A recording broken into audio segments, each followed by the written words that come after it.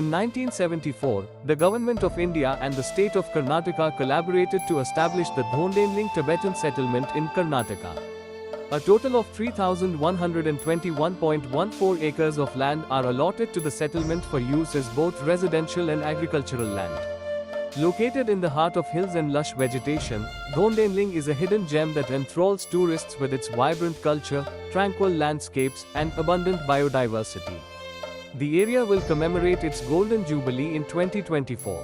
Perched at an elevation of 3,345 feet in the foothills of the Biligiri Ranganatha Swami Hills, Dhondenling has developed into a thriving community that embraces the Karnataka local culture while simultaneously honoring its Tibetan heritage.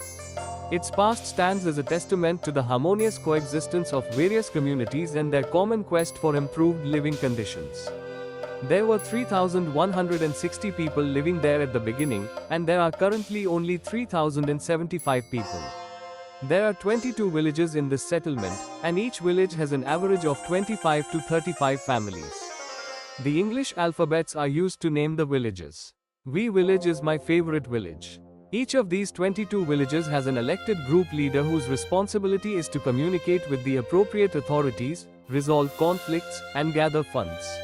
There are 5 monasteries, 1 modern hospital, 1 Tibetan medical institute, 3 kindergartens, 1 main school up to the 10th standard, and a cooperative society in the settlement.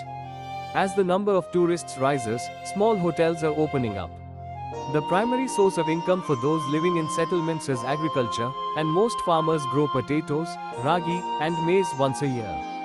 The settlers' methods of livelihood are greatly influenced by their location. In addition to farming, the settlers sell seasonal sweaters during winter in the hopes of raising their standard of living. Dhondenling is the ideal destination for a serene and cultural excursion. Visit the channel to see more videos of this type. Thank you.